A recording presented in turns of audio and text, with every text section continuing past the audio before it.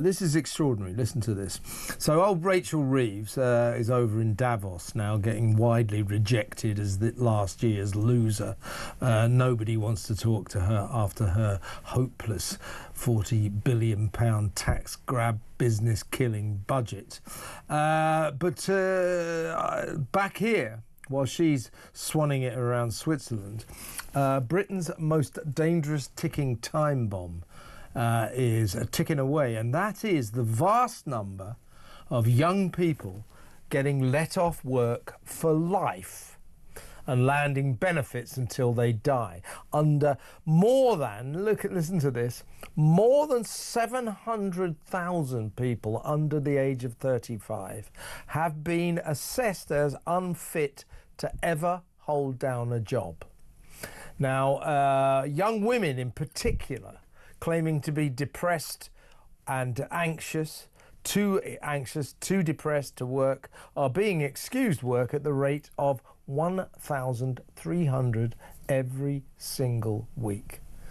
Apart from the fact that this will create a workless country, when you've got people who are economically inactive, aren't contributing, that causes all sorts of economic problems. We have a benefits welfare crisis here. The amount of money we're going to have to pay out to all these people for the rest of their lives is astronomical. Liz Kendall, the Work and Pension Secretary, is under fire from Number 10, who feels she's dragging her heels on getting this sorted out. But like her predecessor, Mel Stride, the Tory Work and Pensions Secretary, she's found out that if you go too fast with all this, you get sued in the courts. So she's terrified of being taken to court. So who rules this country? Politicians or lawyers or judges? It's judges and lawyers. Politicians running this country, just an illusion, folks. Let's talk to the chairman of the Bow Group, Ben Harris-Quinney. Hello, Ben. Hi, Kevin. How you doing? I'm all right. This is one of those issues that's always been there, and it's been getting worse for the last few years. And it is now recognised by many in Westminster to be the biggest crisis that's bubbling under that this country has got right now, and we've got some crises, for God's sake. As I just said, more than 700,000 people have been under the age of 35 have been assessed never to have to work again. They're too ill or too mentally ill or whatever their problems. Young people now under the age of 35 are getting written off for life at the rate of 1,300 a week. That is alarming enough. Now, these interviews are done by assessors who work for the Work and Pensions Department. Incredibly, these interviews are done by phone. So a quick phone call and you never have to work again, and the government will pay you money for the rest of your life. This is insanity. Well, look, I mean, even if it was a comprehensive medical investigation, I think the idea of striking people off for life is an incredibly damaging one, not only to those individuals, but also to anyone looking on that are obviously taking away messages and lessons from that. There are people, of course, who they're so severely disabled that they can't properly work. And I do think that we want a country that takes care of those people.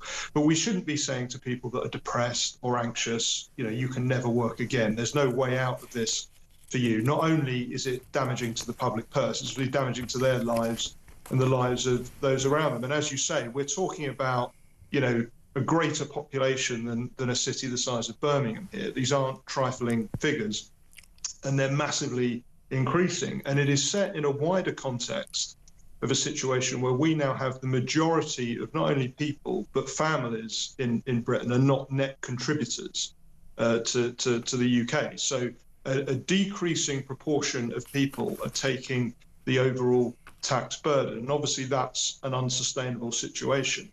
But unfortunately, I thought it was just down to assessors. It was just down to people being waved through when they shouldn't be, because I think there is a bit of that. But I think we do also have a health crisis that has come into being in this country. The pandemic was a big inflection point, and that's mental and physical health.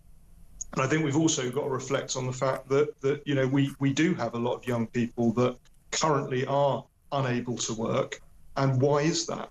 Why do we have spiraling rates of things like multiple sclerosis, things like autism, that are making it very difficult for people to join the workforce? I think that's a good point and well worth taking on board. You know, don't get me wrong. Of course, there are many people who quite rightly should never have to work again, as you say, either severe mental or physical disabilities. But you talk about the soaring level of illness, mental and physical, among young people. I'm sure that's a factor, but I sense that what's going on here is there's a lot of lying going on, and these people are not being assessed properly. A quick phone call and you never have to work again, as you quite rightly say, Ben, very good point there. Why do we talk in terms of this?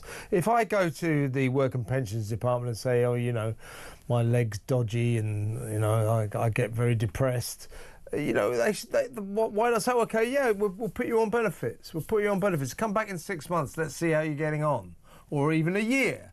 But to just say, yep, you never have to go to work again. You're 30 years old, but roll on 65 because you never have to put in a single day's work for the rest of your life. That's ridiculous. Why are we doing that?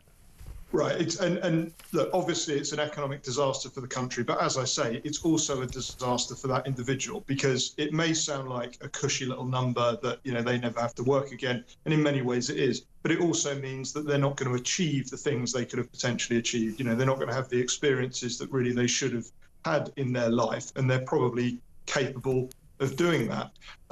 You know, I do find it extraordinary that, as you say, these things are being waved through on the basis of a phone call. Maybe someone's off work for a week or a month on the basis of a phone call, but for their whole lives, it's obviously ridiculous. So I think that clearly cannot go on as a system.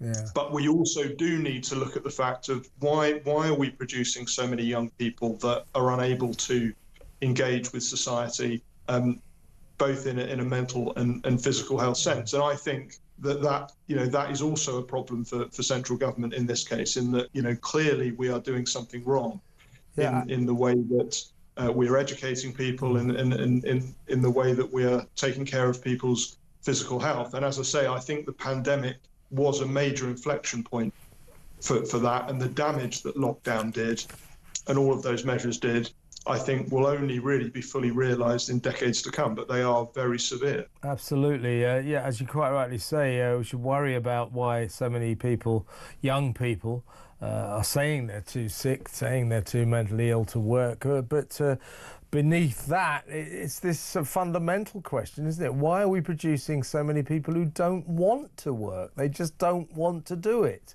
We need to look at that. Since the pandemic, apparently, you'll like this, Ben. We have doled out £35 billion worth of welfare incorrectly. So a little bit of efficiency might help as well. But this is a big problem that I think we're going to be hearing more and more of. Ben, great to talk to you. Thank you very much for coming on board. Ben Harris-Quinney there, chairman of the Bow Group.